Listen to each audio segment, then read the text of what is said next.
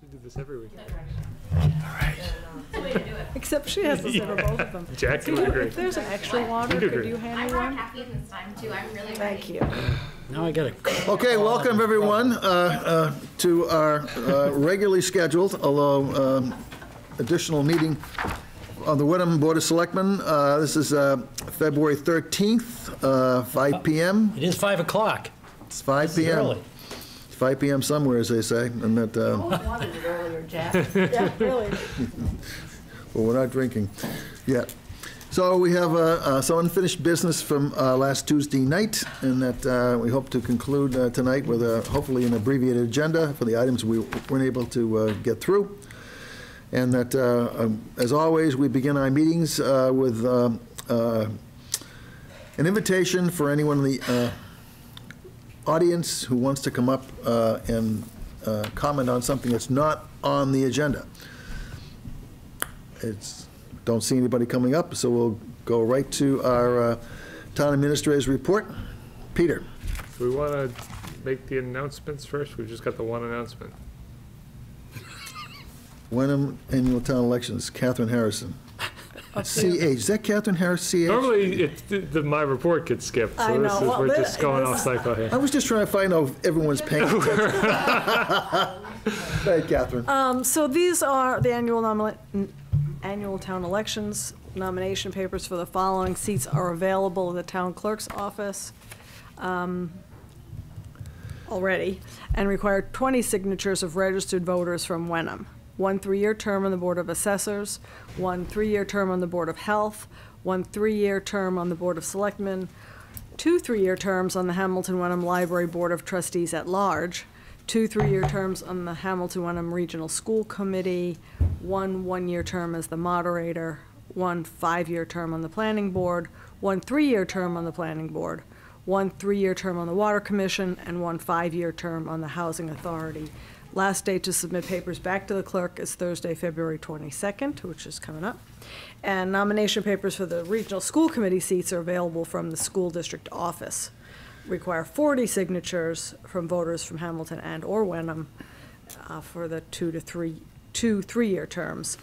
The last day to submit papers to the school administration office is Monday, February 26th, by the end of the day. And just a note again, as I mentioned last time, there are 2 positions that the incumbents do not plan to run for, that nobody has taken out papers for so far. That is the 1 3-year term on the Board of Assessors and the 5-year term on the Planning Board. So, Get involved, get not some 9 papers. days away.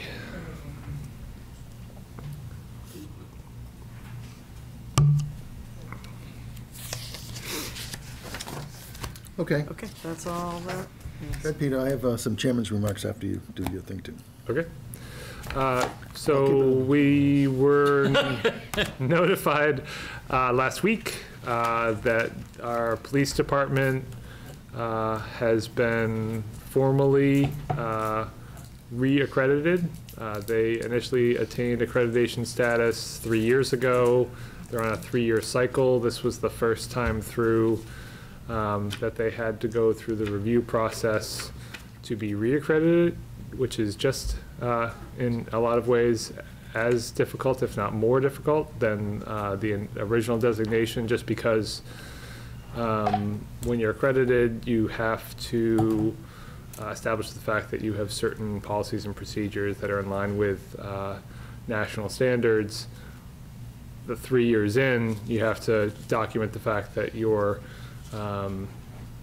operating in line with all of those policies and procedures, and there are several hundred, start to finish, that you have to show that you're keeping in line with. So it was a pretty extensive process, and just wanted to acknowledge the work that the department does on a daily basis. Obviously, we're one of just a handful of communities on the North Shore that have an accredited police department.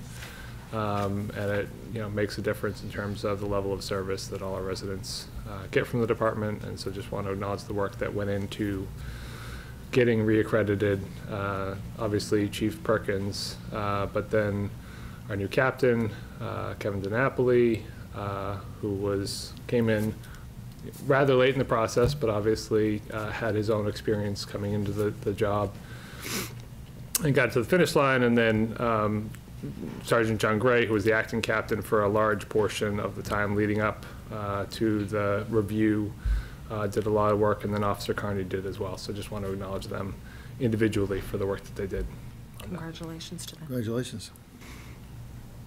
Shifting gears a bit, so it's been probably 6 or 7 months since we last talked about this. It's been before the planning board again over the summer months, but just wanted to get the word out that the so-called Spring Hill subdivision on Dodges Row, approved originally by the planning board almost 2 years ago. DEP issued a superseding order of conditions in May. The planning board then went back and modified their original decision to reflect those changes. So it's a 17-unit subdivision, was originally 18. There are 2 affordable units. There was a pre-construction meeting a couple weeks ago, and DEP is going to be on site to do some review work for erosion control measures and things of that sort. But there's going to be tree clearing for the road construction in particular, starting next week.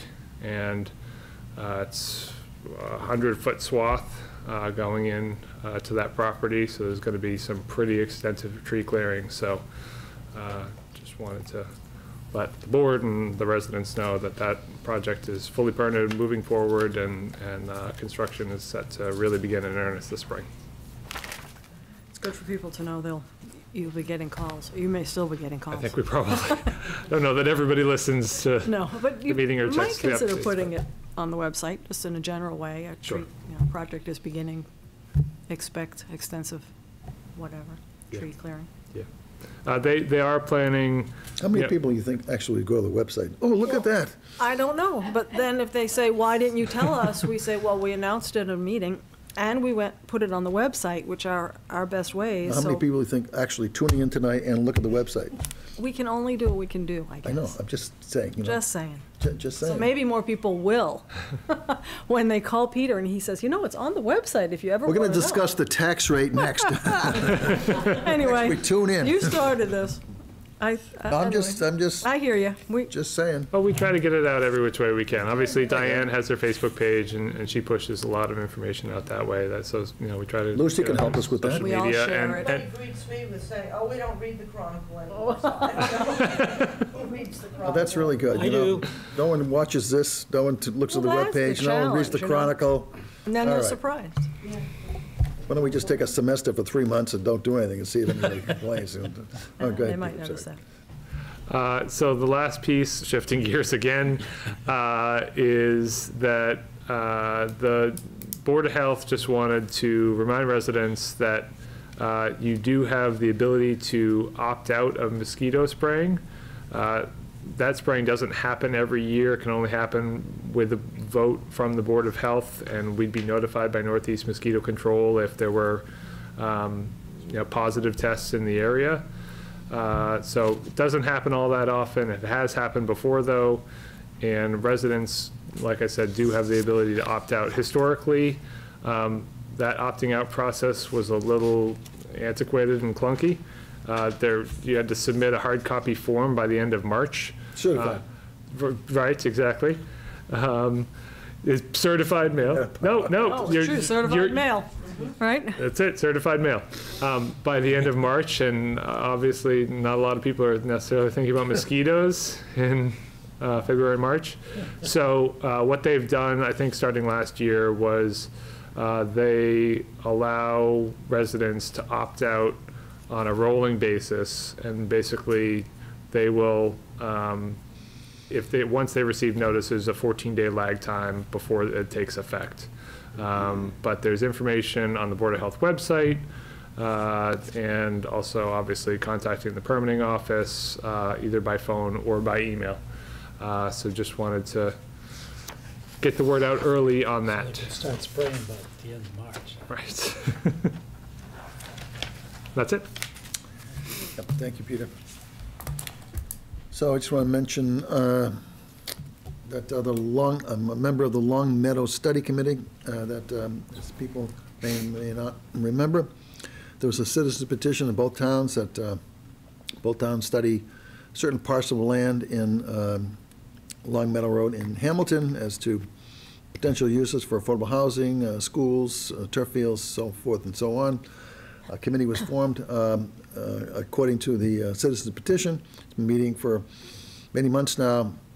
We met last night, and we're coming up with a final draft report, which will be circulated amongst the committee members and then sent to the regional school district for comments, since we were unable to get any definitive plans or aspirations from the schools, whether they want to the land or not. And so that after they have a chance to review the draft, we're going to come back and that we're not going to vote on it because the committee's going to vote on it, but we're going to include it in our annual warrant so that to comply with the citizen petition, both the same report will go in both in Hamilton's warrant and our warrant, and that but the committee is done with its work other than to basically formalize a written description of the committee activities for the past year. So this was just meant to be a report at the annual town, at this coming annual town meeting, right? There was no action to be taken. It was just do the study and report it out at the annual town meeting, right? Am I remembering that right? Well, yes, but there could have been an action. There could have been, but there wasn't. It wasn't required. The committee could have recommended an action, Yes. but they didn't. Okay. Well, because the constituent, we asked the Recreation Department, this committee here, and the schools and others didn't have any particular use for the land, nor did they, and similarly in Hamilton, so that we're just going to report out that we did our job and that here was the charge and this is what we did and we complied with the charge and here you go. Okay. So, you know, several members, particularly Hamiltonians, were there at the meeting. I think they were somewhat disappointed that there wasn't a more definitive action in terms of the use of the land, particularly for some kind of a recreational things like turf, soccer fields, or whatever. But that's the way it is, and so that the Recreation Department did not want to be engaged in that. And either the schools and the town of Hamilton, the town of Wenham have nothing to do. We had no specific aspiration. I just want to report out on that. That's coming down there. And that's it. Well, that's under 20 minutes. Good job. John, if it's over 20 minutes, you know, let's have a revote for the chairmanship for this committee. A recall election, maybe. Oh, no, we can't. And by the way, John, you're up next. Oh, that's right. Let's see. Oh, all right. Bill Tyak, our DPW director, has sent a letter making us aware of possible over-expense on the snow and ice budget. So to the Board of Selectmen, due to the rising costs of sand and salt, ice ban, and the many repairs we've had to make on the sanders, plows, sidewalks, sidewalk machines, and so forth, I'm approaching the $70,000 budget set aside for snow and ice expense in this this account. The current balance of the snow and ice expense account is $13,927, and the current balance in that in the snow removal and wages for 2018 is $16,909. With the upcoming storm, we will require some sanding and plowing, contractors, salt and sand. He just ordered it, and it may exceed the budget already. We're still within the snow season and expect that there will be additional expenses to be incurred, so he wants to be prepared. So he's given us a heads up that we might exceed our snow budget, but if it keeps like it is now, we may luck out, so. Well, the people in the audience may not understand that the snow and ice budget has to be the same every year. In order for us to qualify if we exceed it, to put it on next year's tax rate, and we can always use reserve funds. But if you drop the amount of money, you're no longer qualified to use that amount of money and put it on, if you exceed it, to put on next year's tax rate. Therefore, there's a huge incentive not to increase it year by year, even though that you might say that, I'm using an example, that each year you spend recently $65,000 in snow, but the budget is $40,000, so why wouldn't you move it up to 65? I just described why you wouldn't, because you would no longer qualify in the state regulations to basically put the difference, if you needed to, on next year's tax rate. Therefore, that's why we have this report that every year we're going to have to say, oh my gosh, my golly, I exceeded. And it's, as I understand, it's the only line item that's allowed to be exceeded. Correct. With our vote. And we have to vote to allow. the Right, both, authorize it requires it to exceed a that. vote by the Board of Selectmen and the Finance Advisory Committee. We've got it on the FinCom's agenda for later on tonight. So I have a motion, Mr. Chairman. And if we expect to be reelected again, we would actually take that vote positively. John Yes, should John, go ahead. pay attention. Okay.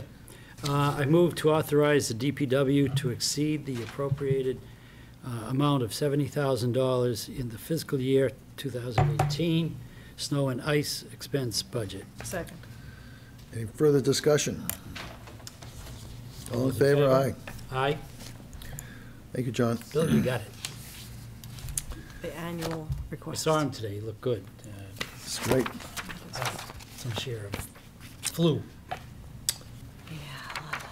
The next item is, we have flag policy. Let's see, I want to make sure I got it exactly right here. But, By the way, my apology. I was supposed to attend the meeting this morning with the veterans and did not. Happens. happens. Recommended revision to the town flag half-staff policy.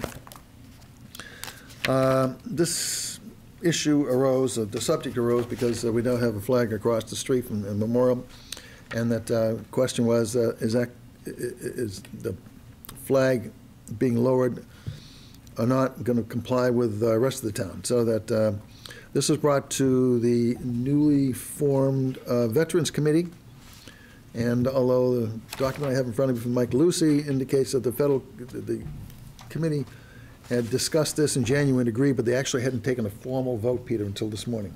Right. Yeah. So they should take a formal vote, which is, the policy that applies to the rest of the town should apply across the street to the memorial. And I'm going to read a memo that was prepared, just in case people want to know. The display of the United States flag at half-staff is intended to be a public symbol of respect for the service and sacrifice of public officials and military personnel upon their death. The United States flag will be lowered to half-staff at the town common, the fire station, the police station, the Veterans Memorial, the Regional Library, and the DPW Municipal Complex in accordance with this policy. The town administrator is authorized to direct that such flags be flown at half-staff upon the death of a prominent local officials, hopefully not two of them are going to die at once, consistent with the policies set or in accordance with an order issued by the President of the United States or the Governor of the Commonwealth. Prominent local officials, past and present, elected officials, and individuals who, in the opinion of the Board of Selectmen, have contributed significantly to the betterment and welfare of the town of Wenham, the flag will also be lowered. The flag should be flown at half-staff for a period of 3 days, with 2 days prior to the funeral and the funeral itself. The U.S. flag will be flown at half-staff on Memorial Day, Patriots' Day, 9/11 Remembrance Day, Veterans Day, and Pearl Harbor Remembrance Day. So now I'll read the vote, which is consistent with the memo I just read. I move the Board of Selectmen approve the proposed revision to include the flag at Veterans Memorial in the flag half-staff policy. Do I hear a second? Second. Further discussion? Nope, great idea. All in favor? Aye. Aye. So we're now consistent. Avoid confusion and respectful. Yes, We're better than that. correct.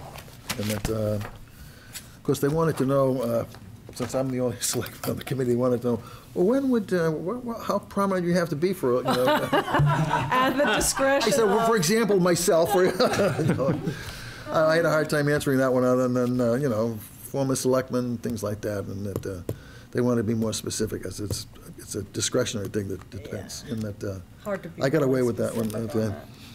Okay. Recommended town hall personnel changes and impact on fiscal 2019 budget. Item C, old business. All right. I'm going to turn this over to Peter since he did all this work. Okay. So obviously, we're looking to wrap up the FY19 budget process, meeting with the Finance Committee later tonight. We had our joint meeting with the school committee last week. So the end is in sight and coming into pretty clear focus in terms of what it's going to look like. Three interrelated but really unconnected personnel changes that have an impact on the FY19 budget are all included in this memo.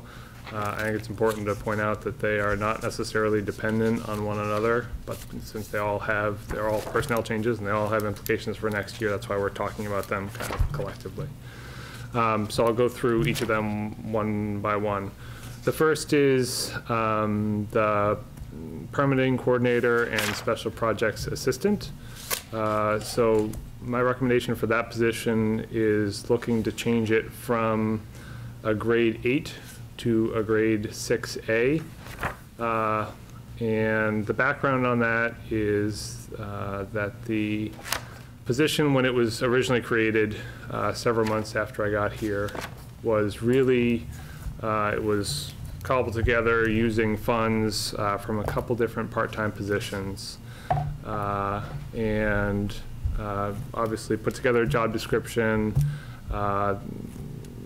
posted and hired and filled the position, but it was newly created, and you know, we weren't quite sure what it was going to turn into. And I think over the past several years, the position has changed pretty significantly. And so we've gone through and looked at the original job description, made some changes to that job description, including changing the title from special projects assistant to manager because of the responsibility that this position now carries. And so while the other thing I'll say is that when the position was created, it really was just using the funding that was already approved for the FY16 budget. And that's been the case carrying forward the past couple fiscal years. So as part of the budget building process for 19, it seemed like the right time to revisit the position and potentially make those changes. So if you'll remember, when we adopted the wage and classification schedule back just over 2 years ago now, each position had a job description associated with it, and then was classified into certain grades based on a matrix of about a dozen different areas that were evaluated to make sure that the positions had internal equity. So based on the updated job description, you know, if you look at the corresponding kind of scoring, that position now merits being slotted in at a 6A as opposed to a grade 8. So for next year's salary, the bottom line impact of that change would be just under $10,000 for that, and that is independent of the COLA. We already have budgeted the 2% COLA for next year, as well as the potential for merit pay. But the current pay for the position is $44,000, just over $44,000 for FY18, and it would go to just under $55,000 for FY19. And if we were to make the grade change effective immediately instead of waiting for the next fiscal year, an RFT would be required, and it would be just under $3,500 to cover the cost of that personnel change. I think before I start on the next one, just looking to see if anybody has any questions on that one. I think it's well-deserved. You can leave now. Are you done, Matt? I'm done. What was striking to me was not so much your memo, which was very well done, but looking at the job description, from what it was, which I remember, to what it is, which includes a lot, not only a lot more responsibilities or tasks, but a lot more responsibility for those tasks. So I I really support the change in this position. We really didn't know what it was, and it has turned into a managing of projects and managing of some substantive projects for our town, like the budget documents. So I think it's great. Yeah, and Jack, I mean, I obviously echo your comments. It's hard to talk about things in a vacuum, right? But it really is, you know, the position has created a lot of capacity. Jackie's done a terrific job. But I think the position is what it is now. I will just make a note to say that even at this new rate of pay, which is a significant increase from where it is now, that is slotting the hourly rate at the very bottom of the scale for the range for that grade, just to be clear. So. Is this an hourly position? It's not, but with the way that we have set up the wage and classification schedule, it's based on hourly rates of pay because different positions work different hours. Right. So that was to get full equity, both internal and external. We broke it out that way. But ultimately, now it's a salaried position. Someday, if this wage table is ever updated, it might be useful to add a column.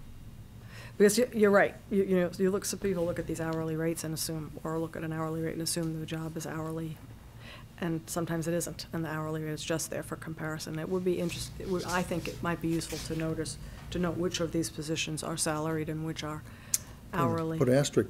Yeah, whatever, something Footnote. simple, I'm not talking about anything Asterisk and footnote. complicated. Yeah, there's only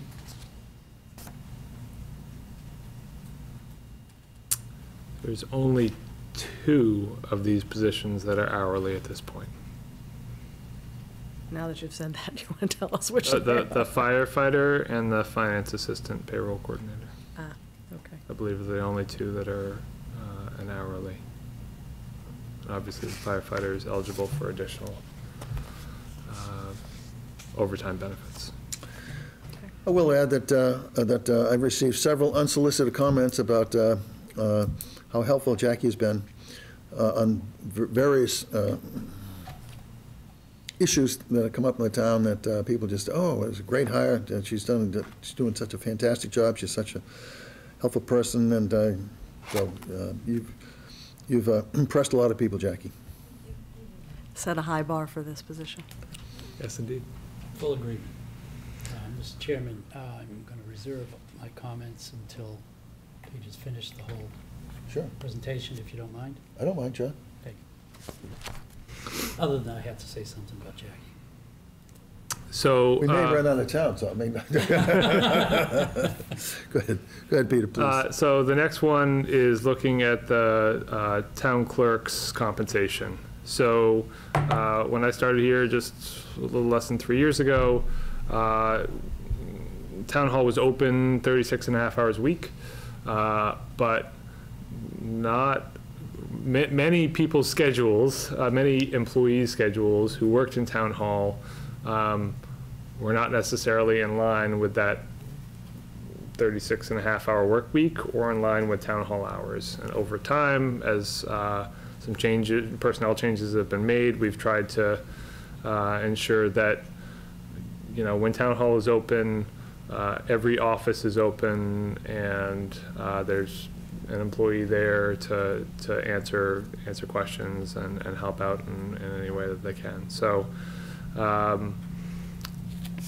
the town clerk's position at this point is the last remaining position that is, again, going back to that wage and classification schedule, being compensated for working 32 and a half hours a week.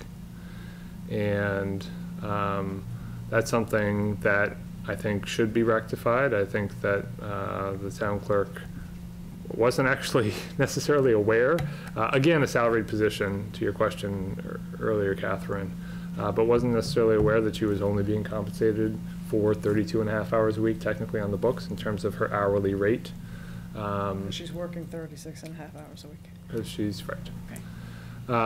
So. Well, that's not true. I mean, many times I come in here and I see the replacement in there. in the afternoons, and so that these vacation days are, So there's, I mean, certainly she's eligible for the same benefits, vacation, personal sick days as full-time employees are. She is also out of the office. I know last week she was out of the office several days. She was off-site at a training. but I'm talking during the course of the year. I mean, it's, I'm usually in here at least 2 days a week to pick up something or see you or whatever. I would say it's common for me to see her replacement, or temporary replacement in there when I come in, at least a third of the time that I come in. And that, so I'm surprised to hear you say she's working 36 hours a week. Yeah, I mean, I'm obviously upstairs on the second floor, but everything that's been represented to me is that she's I'm not working 36 and a half hours a I'm week. just saying that, you know, it's, I don't know what other people's observations are. That's my observation anyway. Go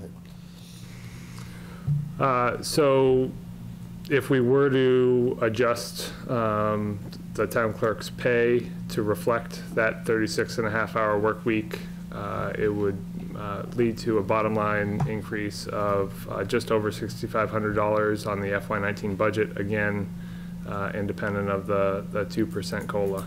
The one thing I will say, just to kind of clarify where the 32 and a half hours a week came from, back many years ago now, a lot of positions in town hall were part of the ASME union, and they had language in their contract that gave them a mandatory 1 hour unpaid lunch break when town hall was open. So Monday to Thursday, there was an hour off where they could, you know, go home and have lunch, but it wasn't paid. So that's where the 32 and a half hour work week came from Never knew that originally. until today. Always thought that was the oddest set of hours.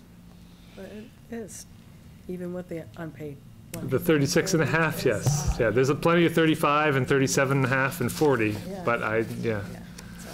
right. So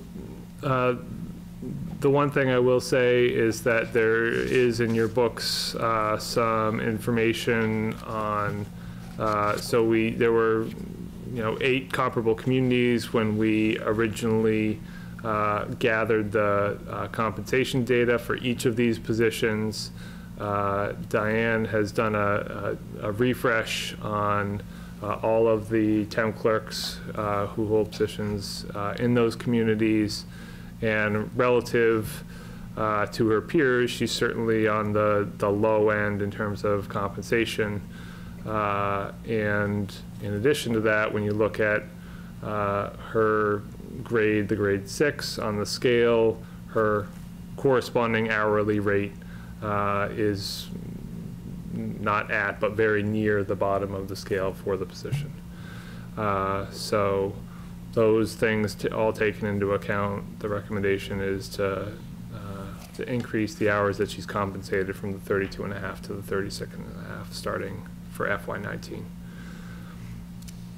And the other potential increase in pay that is on the table for the board's consideration is $1,000 annual stipend that would be added to her budget line, and that's for she was in the past several months, just under a year I guess now, been recognized as a certified Massachusetts municipal clerk.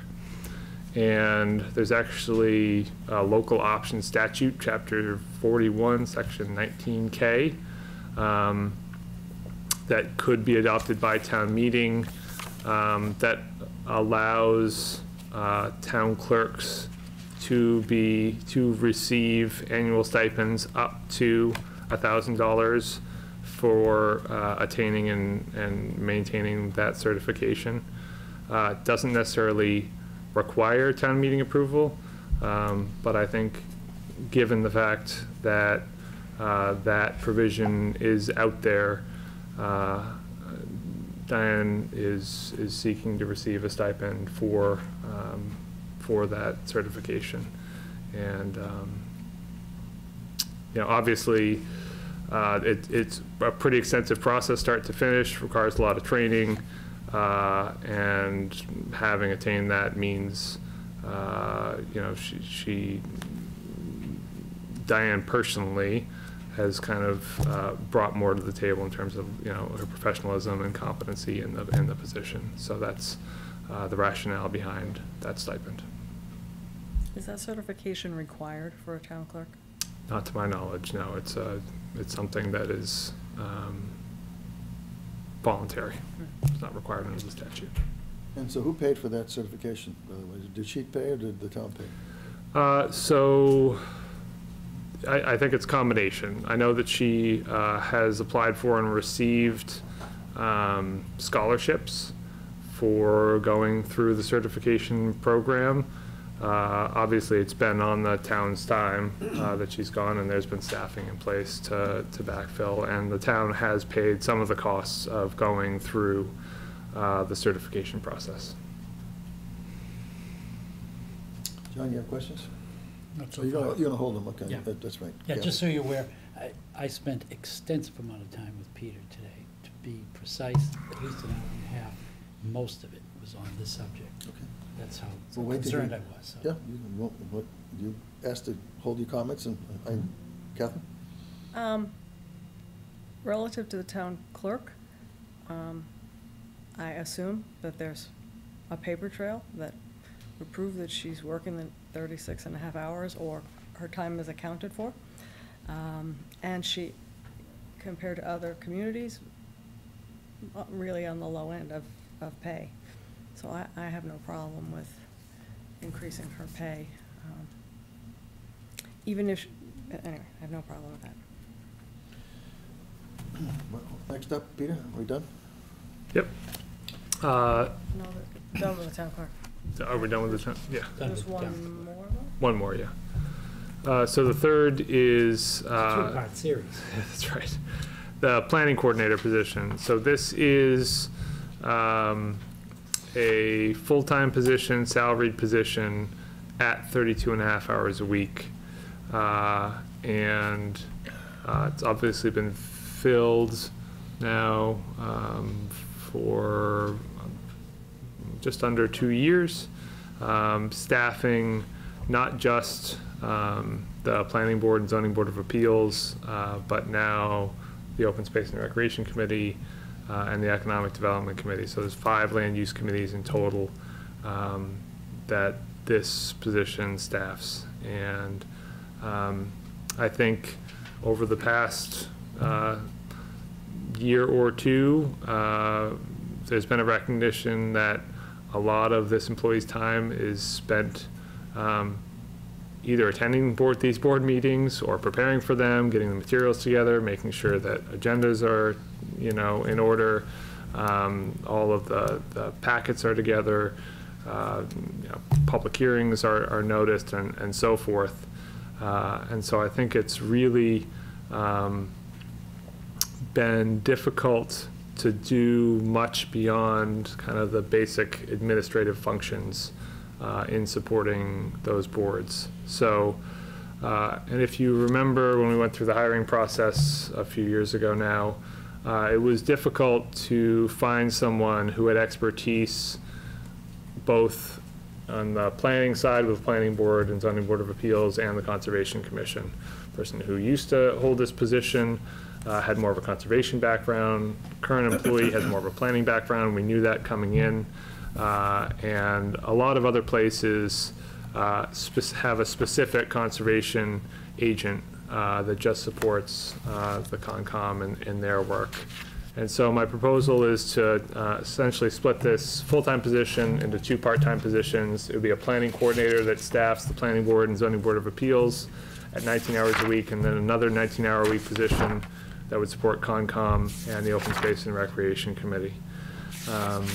And the projected increase for the FY19 budget is just under $10,000, and the real reason for that increase is that right now it's funded at 32 and a half hours a week. With the 2 19-hour-a-week positions, that would be going to 38 hours a week total. And so that's really where the difference is that increase in hours. You know, I think honestly, if the board is supportive of moving forward, I'd be looking to post for the Conservation Commission, or excuse me, Conservation Coordinator position in the next several weeks, and seeing what we get back in terms of applicants. Because if we don't necessarily find the right person with you know, all the credentials and background in that area, then I think we might have to revisit whether we reconstitute the position, the full-time position, as something a little different than it is now. But I think regardless, the number that's been projected to be included in the budget based on this change, looking at 2 part-time positions, would cover the full-time position if that's what we were going to do once we went through the posting and interview process. And that number also assumes that the new conservation coordinator hire would be a grade 6A, which is what the planning coordinator is now, and that they would be compensated at the same rate as the planning coordinator is now, which is it's above the median for the range for that grade.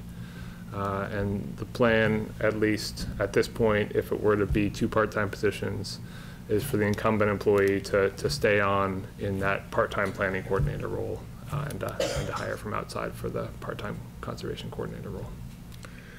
Wouldn't we have to wait for town meeting approval?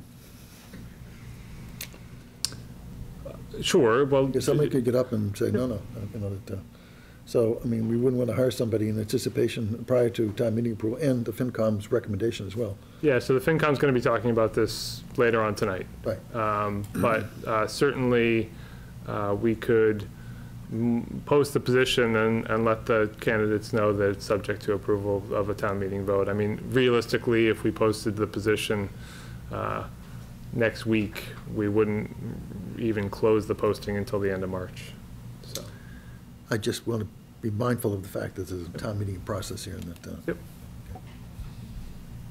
Good questions? I guess, Concerns? well, Opinions? Observations? Comments? I'll call them observations. For one reason or another over the last 4 years that I've been a selectman, land use has been something that I've spent a lot of time on and a lot of meetings at. And it has become apparent to me that our projects are getting more complicated and the regulations are there are more and more of them and they're more specific. So I think particularly, I agree with this, with splitting up these roles, in particular because I think Concom seems to me, as a layman, its own entity, and that skill set doesn't really necessarily mix with a person who's a planning or kind of person. And I also have seen, and we've seen this, a lack of actual planning. We do, someone who attends and coordinates planning board meetings and ZBA meetings and all of the administrative stuff, and we don't do any planning. I would hope that making this change would allow a little more time for planning. I look at this sort of as an evolution, and I hate to say that because it means maybe something more later.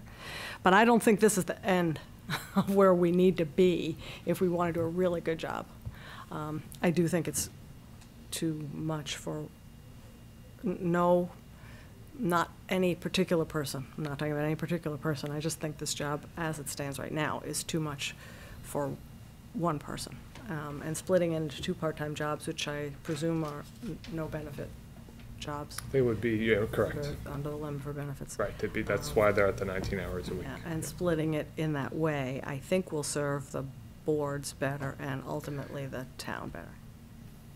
That's my observation, opinion, whatever you want. I agree with your observations. I don't know about the planning part, but it could be, but certainly that we need, they're 2 different jobs, and it gets more and more complicated. And that when somebody applies for something, there's a lot of work involved, and that, yeah, I'm in agreement.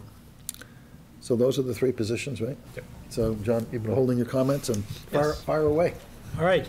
Well, as I said earlier, I spent a good part of an hour and a half with Peter on this subject. I came from a position of, no, we don't need another $25,000 worth of expenses in one of the tightest budget years that I can remember, other than maybe 2008. I did not see enough detail in organizational structure, job description, clarity to what this would mean going forward after this year. Nothing ever costs you less next year. There was just so much missing that I wasn't prepared for our last meeting, which this item was on, and knew I could not participate even in a conversation on this because there was too much going on up here. And I reminded Peter that when he came in, this was the second most important job he needed to accomplish, was organizational structure within the four walls of this building. Not the other departments, but the people that function within this building. They play a key role, and there needed to be cross-pollination, there needed to be job description, there needed to be org charts, just a whole lot of stuff. So I won't take you through all of our conversation,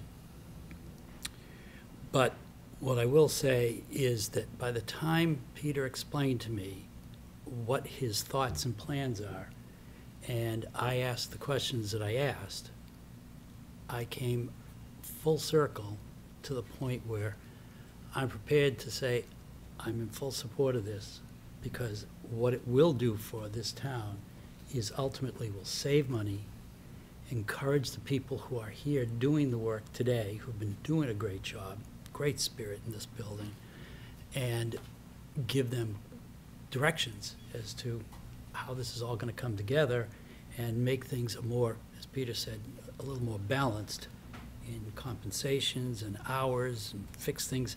I mean, 32 and a half hours. Nobody ever could answer that question until today. Peter did. He does his homework, I gotta tell you.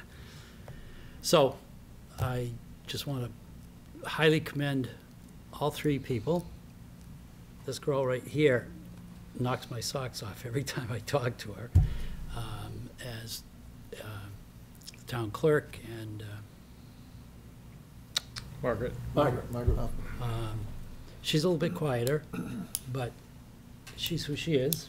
She covers a lot of territory. A lot of experience.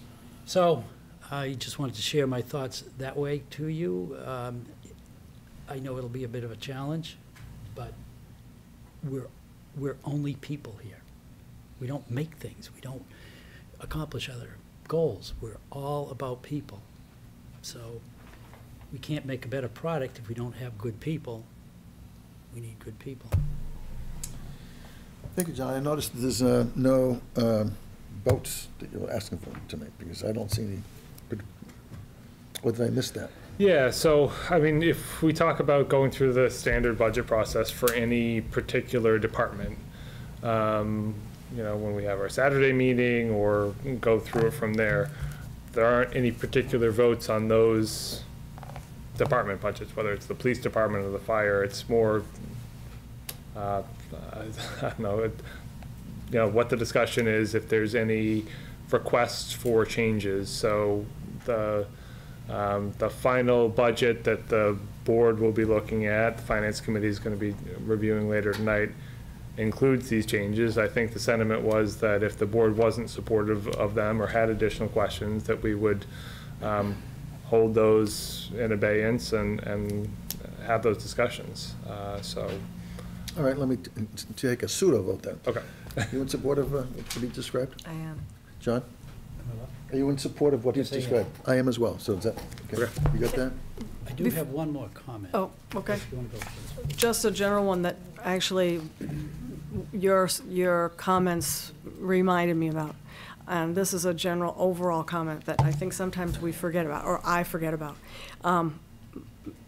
Many times we're asked to make decisions, and we get a 2-page memo from Peter. And oftentimes we think we have too much information. But I've never been in a situation, but I always have questions. And Which means it's not enough. well, no, for me personally, that being said, I have never been in a situation where I said, okay, Peter, I don't get this, there's not enough information. And he hasn't explained to me his very thoughtful and careful process of his thought process, the work that's gone beyond what he's done. It's like a good party, you know, you go and you think, wow, this looks easy, but there's really a whole lot of work that's happened in the background. And I think sometimes we underestimate that from Peter. So that's actually a weird way of saying thank you for all the background work that you do. And I think we can have a lot of confidence in Peter's recommendations because they're not off the top of his head or without a lot of thought. And communication to the employees involved, I would say as well. That's all. I think his administrative assistant, Nikki, deserves a lot of credit, too, because That's true. We putting don't these talk books about her. together and the format, even Over though- and over even though again. just prior to the meetings, a lot of, Wholeheartedly you know. Yeah, we don't thank her So there's enough. She's great. She's doing a great job, and that, hope you're listening. And certainly more than just assembling the packets. Yeah, it Which is definitely. a job in its own right. She's on top of stuff, and that she's very pleasant, and that, you know, calls me when I need to come in and sign stuff, and other two selectmen are immediately available. Just kidding. She juggles a lot of balls and does it very well.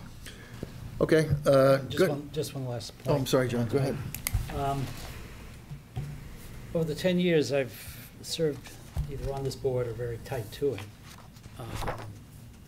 I've seen us lose some very good people, mostly because we did not manage them well, did not assign them workloads that were reasonable or accountable, did not compensate them anywhere near what the market was, and they would go off to some other town and get $10,000, $15,000, $20,000 more, and then we've got to go higher for that increase anyways. At the same time, we've scrimped and scrimped and scrimped. We're a very conservative town. I strongly believe in that financially.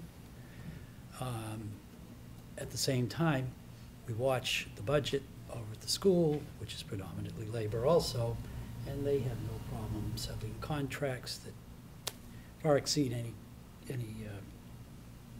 pay increases that we've offered to anybody. So that crossed my mind as I was talking to Peter as well. And I think, it's time we take care of our own first, and then make sure our neighbors are being fair to us as well.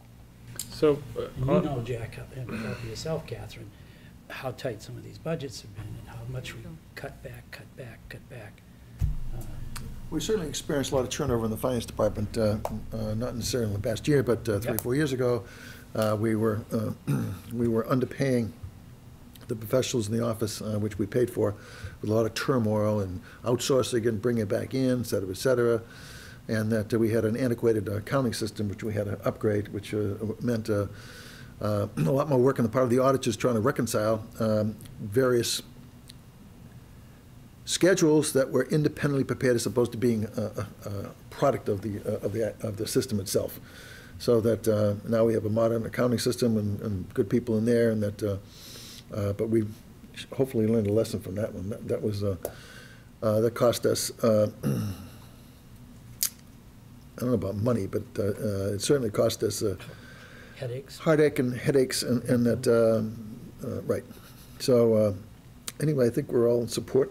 I've heard, and that you got the message, and that now we're going to go on to item D, which is yours.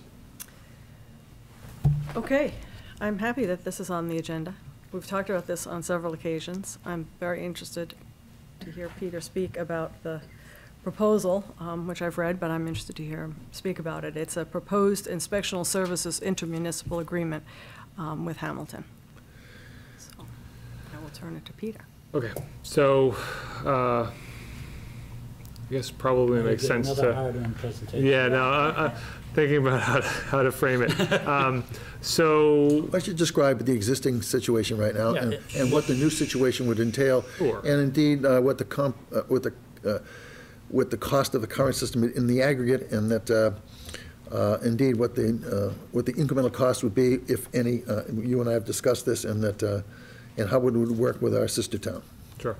So right now, we have 4 employees under the umbrella of the permitting office. That's half of the permitting coordinator / now projects manager position, and then our 3 inspectors, along with some now funding for backup inspectors. But essentially, we have a building inspector, electrical inspector, plumbing and gas inspector. They are all part-time positions and have been for a number of years. Off and on over the years, we have had kind of a informal arrangement with Hamilton where we have shared some inspectors, different inspectors at different times. Right now, our plumbing and gas inspector is the same in both Hamilton and in Wenham, and that's been the case for about a year. So back probably about a year and a half ago, when the finance committees prompted, I think, initially by the Hamilton Finance Committee, had some discussions around looking at potential, shared services that we didn't have now and maybe hadn't considered in the past. Inspectional services bubbled up. At the time, we looked at potential partnerships with a number of other communities, Ipswich, Danvers, Essex, and ultimately landed in Manchester. We put in a grant application for the MAPC, which is our regional planning agency, to provide technical assistance to really suss out what a regional inspectional services model would look like. And that was really $20,000 of staff time, and they have been working with us over the past 6+ months to look at staffing, pay rates, governance model, and all of that. And ultimately, as we went through this process, it was clear that Manchester takes in very high revenues from their permit fees. And is paying the least out of the 3 communities, even though their permit volume is higher, and certainly their fees are significantly higher. To get it on both ends. Right. Ooh. So there was nothing really. Figure this one out, Catherine. Their model works for them as currently constituted, and so there was no real crisis that warranted them, paying significantly more to receive these services. So we then refocused our efforts and looked at just doing something with the 2 towns. So the way the IMA is currently drafted is that Wenham would be the lead community, and that we would share inspectors in the building department, electrical, and plumbing and gas. There would be a lead inspector in each of those roles and a backup inspector in each of those roles. For the electrical and plumbing and gas, they would be stipended positions based on competitive hourly rates. We made sure that we were paying market rates, or that the rates that we're projecting for FY19 are going to be market rates. That was something we tasked MAPC with doing and pushed them a lot on. And so we're assuming, based on the data that we have now, a certain hourly hours per week average workload, and then a corresponding hourly rate to get to that stipended number. We're going to revisit those stipended numbers year over year. But essentially, those inspectors aren't going to be paid on an hourly basis, where their compensation is going to fluctuate based on the amount of inspections they did on a given week. So they have a set figure coming in the door, because we thought that was important to ensure that we had quality and qualified candidates. Originally, looking at the 3-town model, we were hoping to hire a full-time electrical inspector.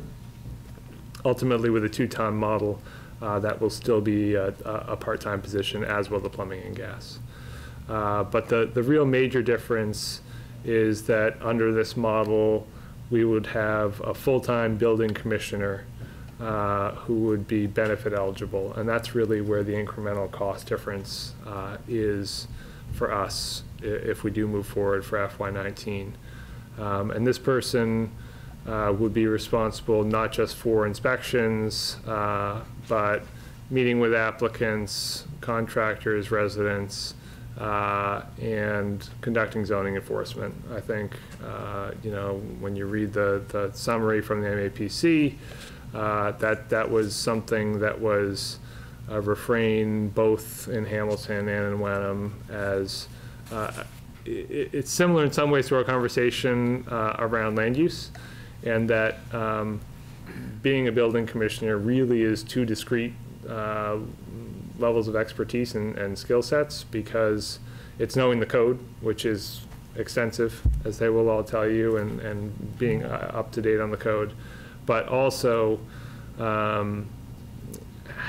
you know, knowing zoning bylaws and being able to interpret and enforce those zoning bylaws. And it's hard to get somebody who is good at both, particularly when you have a part-time position, as both communities have had over the years.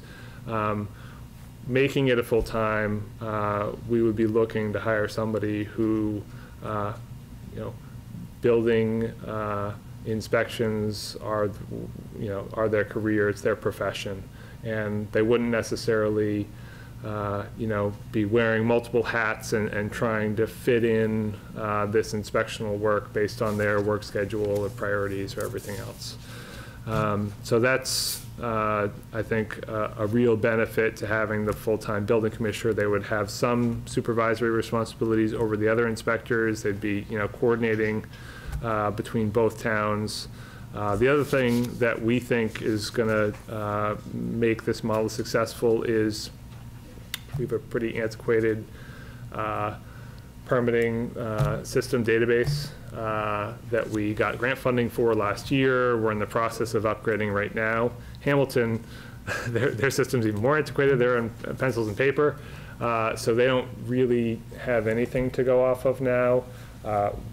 If we do move forward, we've talked to the vendor that is doing the upgrade for us, and it looks like we can fold Hamilton in without any significant increase in the cost of that project. And then going forward, we would be able to track, well, one, all those inspections across the two towns would be scheduled on a master schedule. So all of that coordinating in terms of when the inspectors are going to be in one town versus another, which we've had to manage off and on over the years, that'll go away.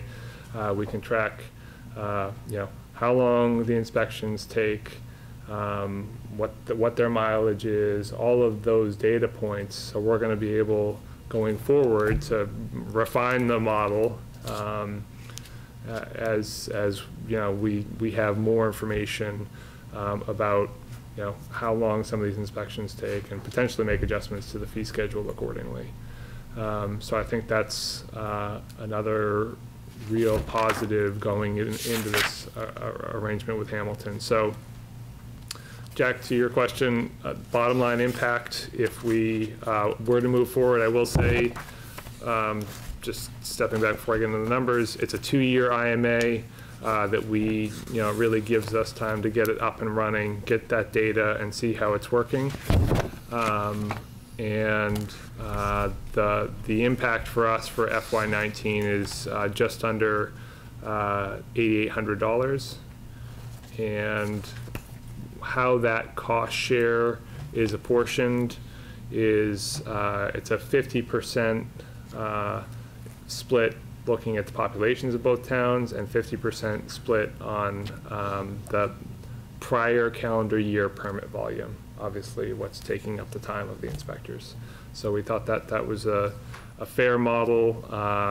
We had a discussion at the Joint Finance Committee meeting last Thursday night, and both finance committees were unanimously in support of including funding in the budget as was outlined in both towns, actually, for FY19. So Peter, I noticed there's no vote in here for this. Right, so this, for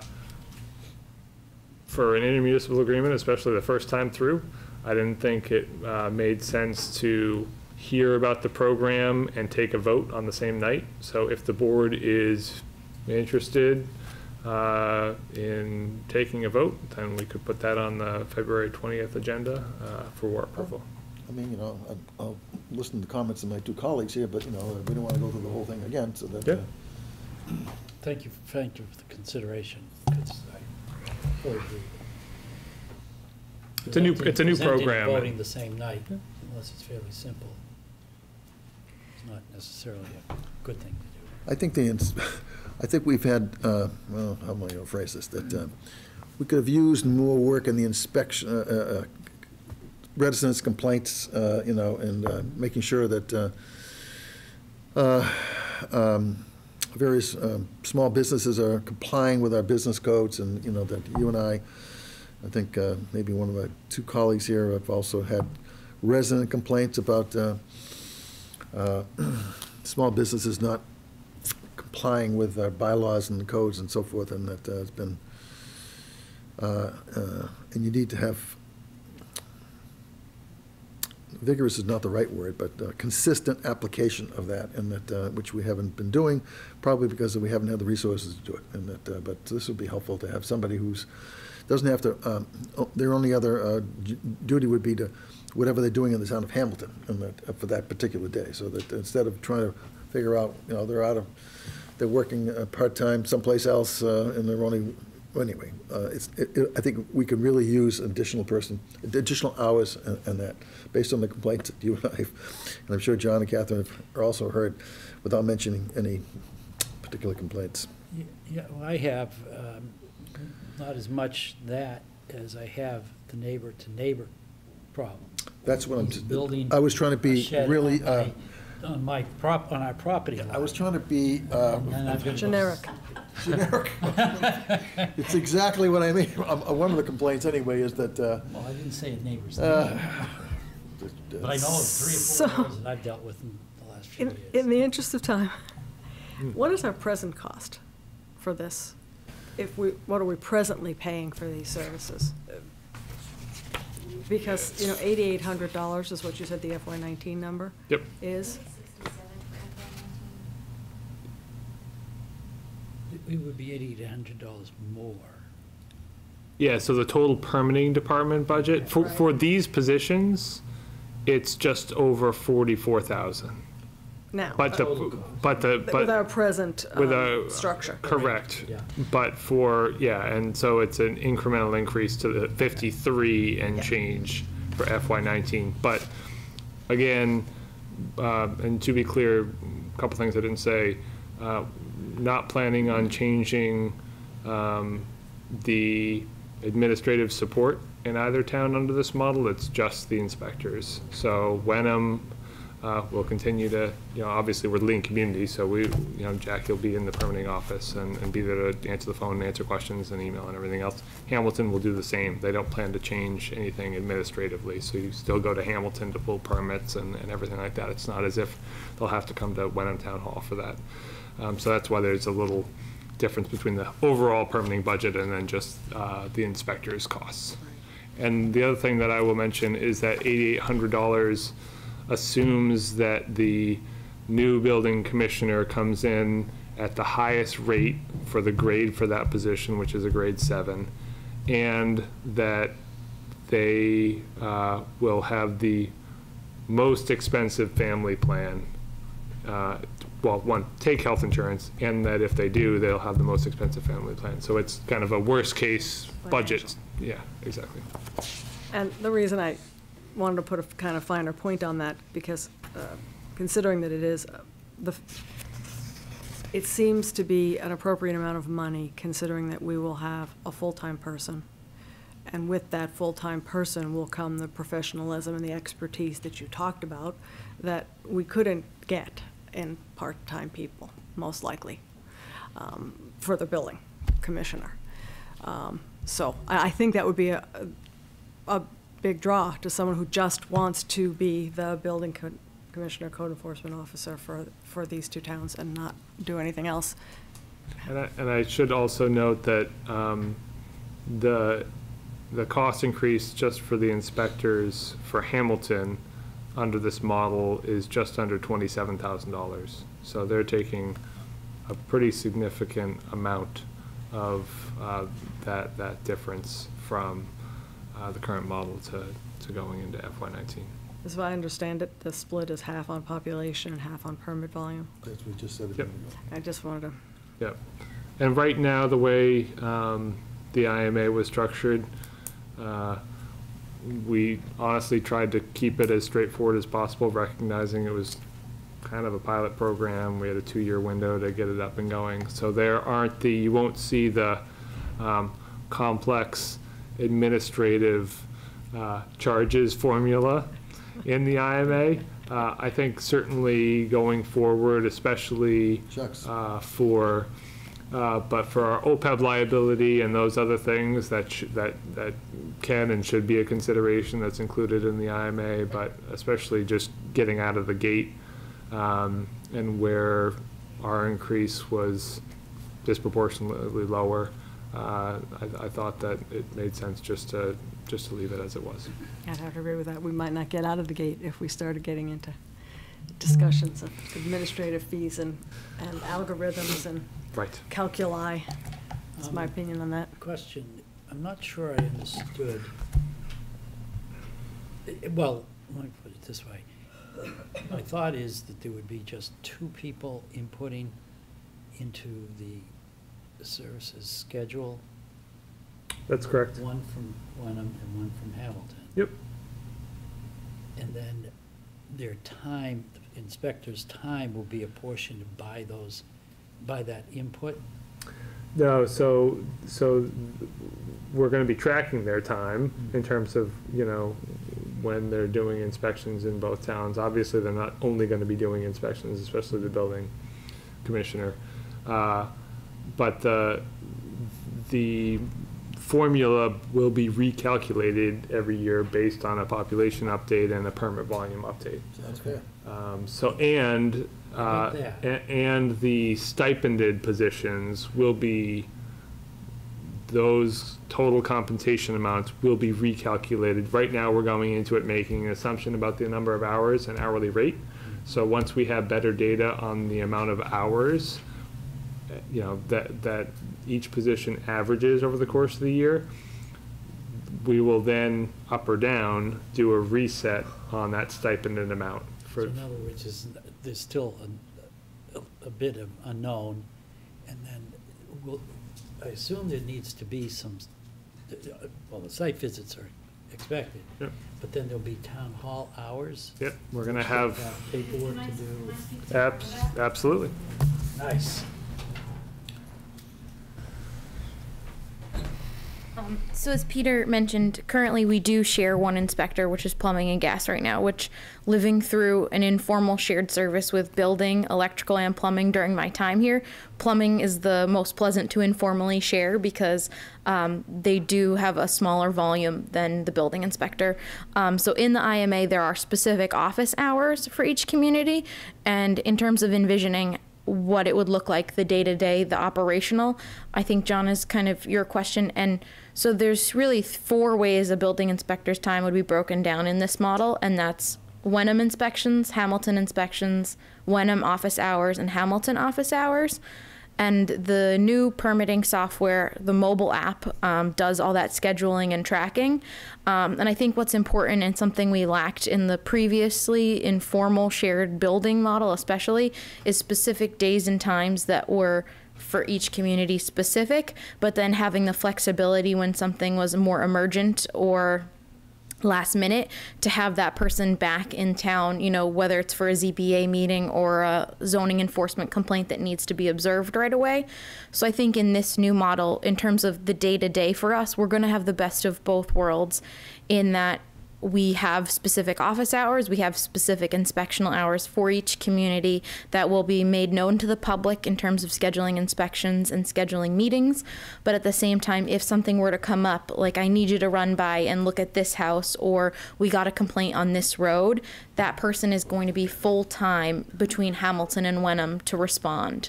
So they'll have that in their day-to-day to respond to those complaints in a more timely manner.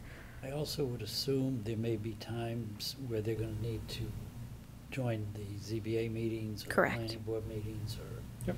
And that would also, so to re-edit myself, instead of 4, we'd also have the night meeting pieces for those 2 communities. And I would say that those are, I think, less extensive here. I can't speak for the Hamilton side of things, but I also think by building more time into this position in terms of office hours for things like reviewing bylaw changes and doing our plan review process that we do with the insurance service office, who monitors how well we do what we do, I think though having those hours during the day may hopefully decrease the number of night meetings. I can't guarantee that because things do come up that the ZBA and the building inspector need to communicate on, but I think my hope is that we'll have that communication and more staff time during the day so that there's more time for doing their homework before they go to those meetings as well. Yeah, if they don't have to come into town. This is all electronically driven. Not all of it is electronically driven. They would, Have a, they'll have a mobile app for like their inspections. It's very cool. It has the GIS. It attaches to the GIS. They'll have the map of where their inspections are. They get to put pass or fail in, and it blips right onto my computer. It's going to be really, I'm really excited, guys. I can't even tell you. but I mean, they're gonna be able I to think we can see that. But for, She doesn't hide it well. device that they can just look at it at 6:30, 7 o'clock. in if the they morning, wanted to, they could. They I'm could off do and running. They could do plan review at that time of night if they wanted. They can see the plans, they can review permit applications. That is the mobile part of this new software. And if they went to a ZBA meeting, the zoning enforcement complaints are also going to be tracked through this system now. That's something that was a part of GOTMS, but was never started when GOTMS had a lot of good intentions in 2003. It's got set up on a lot of folks' computers, but there wasn't as much follow through. And so this person will have that mobile app for tracking zoning and taking pictures in the field and adding that to the file. All of that will be electronic now. They're going to have a lot more information at their fingertips. Correct. To monitor. Geez, maybe I should go to that planning board meeting. Yeah. Well, and it'll also be good because any of our folks this software is going to create a new database for our planning and conservation and zoning permits. So actually the whole plan review process, when Margaret takes a planning board application and sends it out for departmental review, the water commissioner can add this to his phone, the water commissioner, the water superintendent, the fire prevention officer, all of these folks will have access to this information in the field if they want to download the app. Jim, we have to be out of here in 11 minutes. Yes, So sorry. any further questions? Thank you, Jackie, thanks. very enlightening. So I'm going to ask my 2 colleagues, are we ready to vote tonight, even though there wasn't a schedule to do so, or you want to wait for another next meeting? You indicated you wanted to wait. I have no problem with waiting. I'd like to look at the IMA just a little more closely. I have no problem with the concept, but I am also one of those people that with a complicated thing, just as soon absorb it for. I mean, if it's no different. We'll be here But 1 week from tonight. And we don't have to go through the whole thing again, right? We can just say, That's here we my are. point. Right, so So- we won't. We can just say, remember the thing we talked about? Anybody have any further questions? Let's vote. That would be my That's fine. envisioning. And I presume the IMA has or will be looked at by council. It has not been looked at by council. It's been put together by the MAPC. Both Michael and I have gone through with Jackie Patrick on Hamilton's side for the,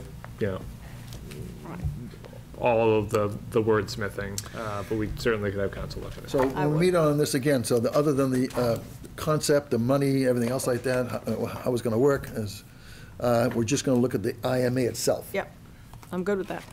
Okay, so we want to restrict the next, and there'll be a vote in there next time. Yep. All right. They just want to watch it on television between now and next week. Right. We could. Well, now we're into Or not. minutes. We have Yeah, we 9 minutes to We're going go. to fill the gap with 9 minutes. minutes for the minutes. Well, the FinCom comes Right, here at Catherine? 6:30. I want to be, cognizant of the fact I'm that ready. they booked this meeting before we booked our meeting. And I'm glad I booked this meeting a half an hour before it was suggested, because we're running up and, We'll do it. All right, Mr. Chairman, I That's move me. to approve the Board of Selectmen meeting minutes to approve the November 21st, 2017. Do I have to do these Go ahead. separately? You can do them all at once. but December 5th, 2017. December 19th, 2017, January 9th, 2018, and January 16th, 2018. Do I hear a second? Just a clarification. Second.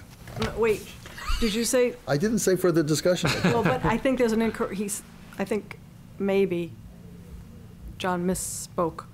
Did you, it's December 19th and January 9th? Yes. Is that correct? Okay. That's what it says here. I know, but I'm not sure that's what I heard. Right. So, yes, second. Okay. I already seconded, Kath. Oh, okay. Further discussion? No. All those in favor? All in favor? Aye, Aye. unanimous. I did have When do you a, see the date on the next ones we get in? Well, we still have a couple of executive Yeah. session minutes, right? Yep, Oh, yeah, executive sorry. session. That's right. let me think about. I'm not done yet. All right, I move to approve and release the Board of Selectmen executive session meeting minutes of January 9th, 2018, 1, January 9th, 2018, 2, January 16th, 2018, 2. That 2 means there was 2 in the meeting. All right. Sorry.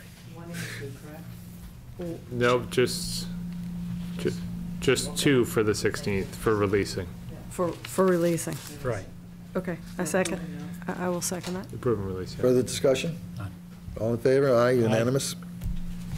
Great. There's just one that we're holding.